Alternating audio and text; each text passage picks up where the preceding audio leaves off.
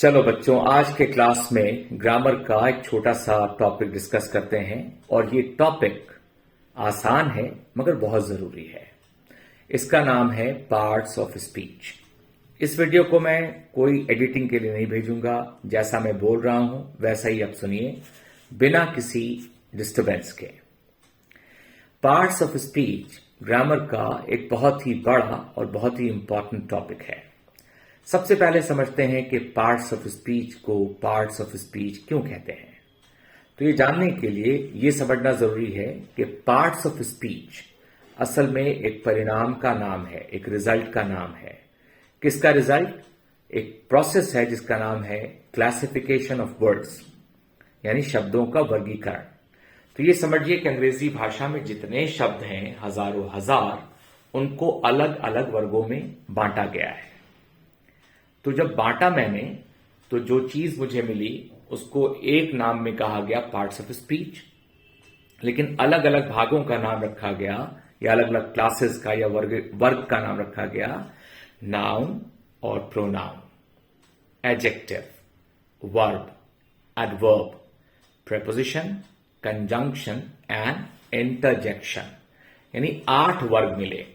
ये असल में शब्दों के वर्गीकरण के परिणाम, और इसको कलेक्टिवली हम कहते हैं पार्ट्स ऑफ स्पीच। पार्ट्स क्यों कहते हैं, भाग क्यों कहते हैं? क्योंकि पार्ट्स जब भी मुझे मिलता है तो उसका मतलब है कि किसी चीज को अलग अलग किया गया है। तभी तो पार्ट्स ऑफ स्पीच को मैंने रिजल्ट कहा। किस चीज का रिजल्ट? एक प्रोसेस का जिसका नाम है क्लासिफिकेशन ऑफ वर्ड्स। आसान शब्दों में अंग्रेजी भाषा में जितने शब्द हैं उनको 8 अलग अलग वर्गों में बांटा गया है। लेकिन ये जो क्लासिफिकेशन होता है ये आधारहीन नहीं हो सकता। क्लासिफिकेशन यानी शब्दों का वर्गीकरण किसी कारण पे, किसी आधार पे बेस्ड होता है। आधार पे इसका एक आधार होता है। आधार क्या है?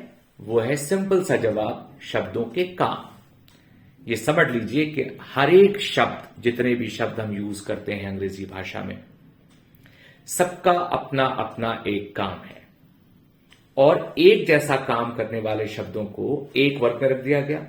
जैसे जितने भी शब्द किसी नाम के तौर पे यूज किए जाते हैं उनको एक वर्ग में डाल दिया गया और कहा गया ये नाउन है।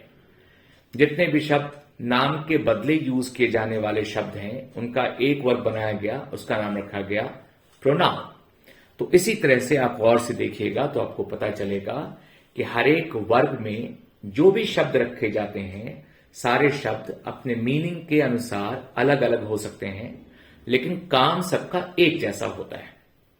एग्जाम्पल के तौर पे, मैं एक व्यक्ति हूं, अमेरिका में पढ़ा रहा एक व्यक्ति भी एक व्यक्ति है, दिल्ली में पढ़ा रहा एक व्यक्ति भी व्यक्ति है, किसी गांव में पढ़ाने वाले व्यक्ति भी एक व्यक्ति है। सारे व्यक्ति हैं मगर सबका काम एक जैसा है, पढ़ाने का काम है। तो अब दुनिया में कोई भी व्यक्ति कहीं भी पाया जाए, अगर वो पढ़ाता है तो उसको शिक्षक कहा जाएगा, टीचर कहा जाएगा। बिल्कुल उसी तरह से जितने भी शब्द होंगे पूरे अंग्रेजी भाषा में जो किसी नाम के तौर पे यूज किए जाते होंगे उनको नाउन कहा जाएगा। तो ये समझ जाइए कि हर एक वर्ग में रखे जाने वाले सारे शब्दों का काम एक जैसा होता है। तो ये समझ जाइए सबसे पहले आज के इस क्लास में। और अगर आपको समझ में आया, ये भाषा समझ में आई, ये अंदाज समझ में आया, तो कमेंट सेक्शन में जरूर से लिख के बताइएगा, क्योंकि मेरा प्लान है कि हम वैसे अंग्रेजी ग्रामर बच्चों को पढ़ा दें हिंदी बोलकर, जिसके बाद गांव में रहने वाला बच्चा जिसको आमतौर पे किसी अच्छे क्लास का मौका नहीं मिल पाता है, वो बच्चे भी आसानी के साथ अंग्रेजी का ग्रामर सीख जाएं। तो ये वीडियो मैं टेस्ट के तौर पे बना रहा हूं।